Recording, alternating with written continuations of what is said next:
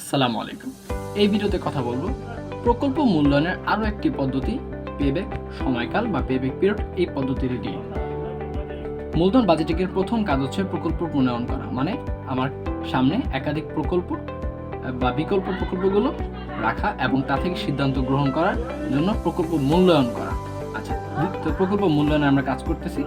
তো এখানে এই পদ্ধতি নিয়ে আজকে আলোচনা। তো পেব্যাক পিরিয়ড আসলে ব্যাপারটা কি? তো আমরা প্রকল্প এর কথা যদি চিন্তা করি, তো এতে ধরলাম আমরা 1,00,000 টাকা বিনিয়োগ করলাম। তো 1,00,000 টাকা কত দিনে বা কত সময়ে এই প্রকল্প এ থেকে ফিরে আসবে তা নির্ণয় করা হচ্ছে পেব্যাক পিরিয়ডের কাজ। আর একটু সহজভাবে বলা যায়, ধরে নিলাম প্রকল্প এ থেকে আগামী 3 বছরে 40,000, তারপর 60,000, সংক্ষেপে লিখছি, তারপর এখানে আসলো ধরে নিলাম 30,000। তো এখন আমি বিনিয়োগ করেছিলাম 1,00,000 টাকা। তো এই 1,00,000 টাকা কত বছরে বা কত সময়ের ভিতরে আমার ব্যবসায় আবার ইউটার্ন নিয়েছে বা রিটার্ন নিয়েছে তা নির্ণয় করার পদ্ধতি হচ্ছে পেব্যাক পিরিয়ড। তো ঠিক অনুরূপভাবে প্রকল্প এর পেব্যাক পিরিয়ড বের করব, আবার প্রকল্প বি এর পেব্যাক পিরিয়ড বের করব। তার মানে প্রকল্প এ ধরে নিলাম পেব্যাক পিরিয়ড বের হলো 2 বছর, প্রকল্প বি এর বের হলো 2.5 বছর। তো এখানে দেখা গেল আমি যে 1,00,000 টাকা বিনিয়োগ করেছিলাম, এটা যদি আমি প্রকল্প এতে বিনিয়োগ করি তা 2 বছরের মাথায় ফিরে আসবে আমার ব্যবসায়। আর আমি যদি প্রকল্প বিতে বিনিয়োগ করি তাহলে 1,00,000 টাকা 2.5 বছর সময় আমার ব্যবসায় ফিরে আসবে। তো এখান থেকে যেটা যত তাড়াতাড়ি ফিরে আসবে সেটাই আমার জন্য উপযুক্ত। সো আমি প্রকল্প একে গ্রহণ করব। এটাই হচ্ছে পেব্যাক পিরিয়ড। পেব্যাক পিরিয়ডকে সংক্ষেপে পিপিপি বলা হয়। তো এটা নির্ণয় করার দুটি সূত্র রয়েছে। তো দুটি সূত্র দেখা যায়।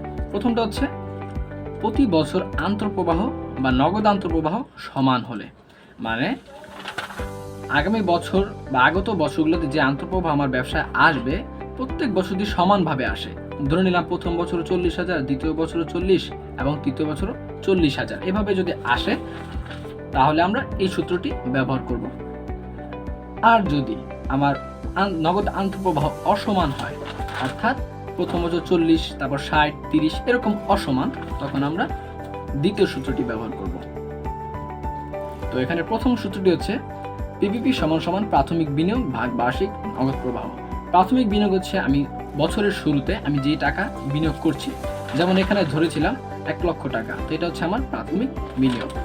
আর বার্ষিক নগদ প্রবাহ হচ্ছে প্রতি বছর শেষে কি পরিমাণ টাকা আমার ব্যবসায় নগদ আন্তঃপ্রবাহ হিসেবে আসছে। আমি ধরে নিয়েছিলাম 40,000 টাকা করে। আর পরের সূত্রটি হচ্ছে যদি প্রতি বছর নগদ আন্তঃপ্রবাহ অসমান হয়, অসমান হলে, তাহলে দ্বিতীয় সূত্রটি। তো এটা সূত্র হচ্ছে পিবিপি সমান সমান A plus NCO minus C divided D. আচ্ছা, দেখতে একটু কঠিন মনে হচ্ছে। তো এ মানে কি এবং এনসিও সি ডি প্রত্যেকটা এখানে লিখে দেওয়া হয়েছে। একটু পড়া যায়। এ সমান সমান যে বছরে অর্জিত ক্রমোর্জিত নগদ প্রবাহ বুংচুং। এত অনেক কঠিন মনে হচ্ছে, এত দূর যাওয়ার দরকার নাই, আমরা একটা বাস্তব সমস্যা সমাধানের মাধ্যমে এটা বোঝার চেষ্টা করি। এই হচ্ছে একটি সমস্যা। তো এখানে বলছে একটা প্রকল্প দেওয়া আছে বি প্রকল্প, এবং এর আগামী বা আগত 3 বছরের নগদ আন্তঃপ্রবাহ দেওয়া আছে। তো এখন বলছে এবং দেওয়া আছে বি প্রকল্পের প্রারম্ভিক বিনিয়োগ 50,000 টাকা। বি প্রকল্পের পিভিপি নির্ণয় করো। আচ্ছা, পিভিপি নির্ণয় যে দুটি সূত্র আমরা শিখেছিলাম, এখন কোনটা আমরা ব্যবহার করব সেটা দেখার বিষয়। প্রথমটা ব্যবহার করব কখন? যখন প্রতি বছর নগদ আন্তঃপ্রবাহ সমান হবে। আর দ্বিতীয়টা কখন? যখন অসমান হবে। তো এই যে প্রকল্প বি, এখানে প্রতি বছর নগদ আন্তঃপ্রবাহ আমরা দেখতে পারতেছি সমান 35,000, 35,000 এবং 35,000। তো এক্ষেত্রে আমরা অবশ্যই প্রথম সূত্রটি ইউজ করব। তো এখানে অতএব পি বি পি সমান প্রাথমিক বিনিয়োগ, আমি সংক্ষেপে লিখছি, প্রাথমিক বিনিয়োগ ভাগ বার্ষিক নগদ আন্তঃপ্রবাহ। তো এখানে প্রাথমিক বিনিয়োগ হচ্ছে 50,000 টাকা এবং বার্ষিক নগদ আন্তঃপ্রবাহ হচ্ছে 35,000 টাকা। তো এটা হিসাব করার পর আসে 1.42 বছর। অর্থাৎ আমি যেই পরিমাণ টাকা বিনিয়োগ করছি, মানে 50,000 টাকা প্রকল্পে বিনিয়োগ যদি করি, তাহলে 1.42 বছরের মাথায় আমার এই টাকাটা আবার ব্যবসায় ফেরত আসবে। এখন আসা যাক আরেকটি বাস্তব সমস্যায়। এখানেও প্রকল্প এ নামে একটি প্রকল্প দেওয়া আছে এবং আগত 3 বছরের নগদ আন্তঃপ্রবাহ দেওয়া আছে 33,000 টাকা, 30,000 টাকা, 53,000 টাকা এবং প্রকল্পের প্রারম্ভিক বিনিয়োগ 70,000 টাকা দেওয়া আছে। বলছে পিপিপি নির্ণয় করতে। তো আমরা জানি পিপিপি নির্ণয়ের দুইটি সূত্র, তো এখন আমরা কোনটি ব্যবহার করব সেটা হচ্ছে প্রশ্ন। তো এখানে যেহেতু দেখতে পারতাছি যে প্রত্যেকটি বছরের নগদ আন্তঃপ্রবাহ অসমান, অর্থাৎ সমান না, তো সেক্ষেত্রে আমরা জানি যে দ্বিতীয় সূত্রটি আমাদের ব্যবহার করতে হবে। তো দ্বিতীয় সূত্রটি ব্যবহার করতে হলে আমাদের একটা নতুন ব্যাপারের সাথে পরিচিত হতে হবে, সেটা হচ্ছে ক্রমযোজিত নগদ আন্তঃপ্রবাহ। তো ক্রমযোজিত নগদ আন্তঃপ্রবাহ নামে এই জন্য বের করার জন্য প্রতিটি বছরে আলাদা একটা ছক করে নিতে হবে। এখানে ছকটা পুরোপুরি দেখাচ্ছি। বছর, নগদ আন্তঃপ্রবাহ, ক্রমযোজিত নগদ আন্তঃপ্রবাহ। বছর হচ্ছে এই 3টা, আর নগদ আন্তঃপ্রবাহ হচ্ছে এগুলো, এবং এখন ক্রমযোজিত নগদ আন্তঃপ্রবাহ আমরা বের করব। তো প্রথম বছরে আমার নগদ আন্তঃপ্রবাহ 33,000 টাকা। তো এই বছর আমার ক্রমযোজিত নগদ প্রবাহ 33,000 টাকা। দ্বিতীয় বছর আমার নগদ আন্তঃপ্রবাহ 30,000 টাকা এবং দ্বিতীয় বছর আমার ক্রমযোজিত নগদ আন্তঃপ্রবাহ 63,000 টাকা। এখন এটা কিভাবে হলো? প্রথম বছর এবং দ্বিতীয় বছরে যোগ হয়ে 63,000 টাকা হয়েছে এবং তৃতীয় বছর এই 63 আর 53 যোগ হয়ে অলমোস্ট 1,16,000 টাকা হবে। তো এই হচ্ছে আমার ক্রমযোজিত নগদ প্রবাহ আগত 3 বছরের। এখন আমাদের সূত্রে যাওয়া যাক। তো পিভিপির সূত্র হচ্ছে A plus NCO minus C divide D। লিখে ফেলি আমি এখানে। অতএব PVP সমান A plus NCO minus C divide D। এখন A, NCO, C, D এগুলো কি আসলে? এখন এগুলো চেনা যাক। এ হচ্ছে যে বছরে অর্জিত ক্রমযোজিত নগদ প্রবাহ নিট বিনিয়োগের কাছাকাছি আসে। আচ্ছা, নিট বিনিয়োগটা কি? নিট বিনিয়োগ হচ্ছে আমার 70,000 টাকার কাছাকাছি আসে ক্রমযোজিত নগদ অন্তঃপ্রবাহ। মানে এই 70,000 টাকা, এই যে ক্রমযোজিত নগদ প্রবাহ কোন বছর এই 70,000-এর কাছাকাছি আসছে?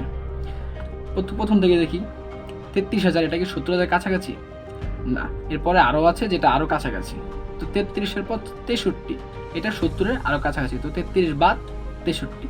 আচ্ছা, 63-র পর আবার 1,16,000, এটা আবার 70-এর বেশি হয়ে যায়, তো আমরা এটাকে নিতে পারবো না। যেহেতু সবচেয়ে কাছাকাছি দেখতেছি 63,000 টাকা, তো এটা হচ্ছে আমাদের এ বছর। তো এ বছর হচ্ছে এইটা, তো এটাকে আমরা সাইডে ছোট করে লিখে দিব এ। তারপর হচ্ছে NCO। এটা আসলে কি? NCO হচ্ছে প্রারম্ভিক বিনিয়োগ বা নিট বিনিয়োগ। এই যে 1,70,000 টাকা হচ্ছে আমার NCO সমান নিট বিনিয়োগ। আচ্ছা, এখন হচ্ছে C হচ্ছে এ বছরের ক্রমযোজিত নগদ প্রবাহ। এ বছর মানে হচ্ছে এটা, দ্বিতীয় বছর, এর ক্রমযোজিত নগদ প্রবাহ হচ্ছে এইটা, তো এটা হচ্ছে C। এখন চেনা যাক D কে। D হচ্ছে এ বছরের পরবর্তী বছরের অর্জিত নগদ প্রবাহ। তো এ বছর হচ্ছে এটা, এর পরবর্তী বছর এটা, এর নগদ প্রবাহ এটা, তো এটা হচ্ছে আমাদের D। আশা করি বোঝা গেছে। তো এখন আমরা সূত্র অনুযায়ী মানগুলো বসাই দিব। এর মান হচ্ছে দ্বিতীয় বছর, NCO হচ্ছে প্রাথমিক বিনিয়োগ 70,000 টাকা, C হচ্ছে 63,000 টাকা, D হচ্ছে 53,000 টাকা। তো হিসাব করার পর আসলো 2.13 বছর।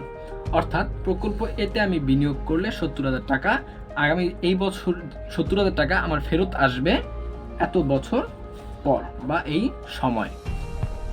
তো এখন আশা করি যে সমস্যা দুটি বোঝানো হয়েছে বোঝা গেছে। যদি না বোঝা যায় তো ভিডিওটি আরেকটু পিছনে নিয়ে আরেকবার দেখার অনুরোধ রইল। এখন আসা যাক পিভিপি এর সিদ্ধান্ততে। তো এখানেও দুটি সিদ্ধান্ত আমরা নিতে পারি দুটি ভাবে। একটা হচ্ছে একটি প্রকল্পের ক্ষেত্রে, আর হচ্ছে একাধিক প্রকল্পের ক্ষেত্রে। তো একটি প্রকল্পের ক্ষেত্রে কি? কোম্পানি কর্তৃক ধার্যকৃত পিভিপি থেকে গণনাকৃত পিভিপি কম হলে গ্রহণযোগ্য। অর্থাৎ কোম্পানি যদি আগে থেকে একটা পিপিপি ধরে নেয় যে আমার মিনিমাম বা আমার সর্বোচ্চ 2 বছরের মধ্যে আমার টাকা আসতেই হবে, এর বেশি হলে হবে না। তো আমরা এখন যে হিসাবটা করলাম সেই পিপিপি যদি এটা কম হয় 1.5 বছর বা এর বেশি বা 2 এর কম হতে হবে এক কথায়, তাহলে এটা গ্রহণযোগ্য। আবারও বলছি, অর্থাৎ কোম্পানি যেটা ধরে নিয়েছে ওটা থেকে বেশি হলে হবে না, ওটা থেকে কম হতে হবে আমার পিপিপি। কারণ যত তাড়াতাড়ি আমার টাকাটা ব্যবসায় ফেরত আসবে ততই আমার লাভ বা উপযুক্ত ক্ষেত্র। এটা হচ্ছে প্রথম সিদ্ধান্ত। আর দ্বিতীয়টা হচ্ছে একাধিক প্রকল্পের ক্ষেত্রে, অর্থাৎ এখানে যেই প্রকল্পের পিপিপি কম সেটি গ্রহণযোগ্য। যদি 2টি প্রকল্পের কথা চিন্তা করি, এ এবং বি, এটার পিপিপি ধরি 2.5 বছর এবং এটা 3 বছর।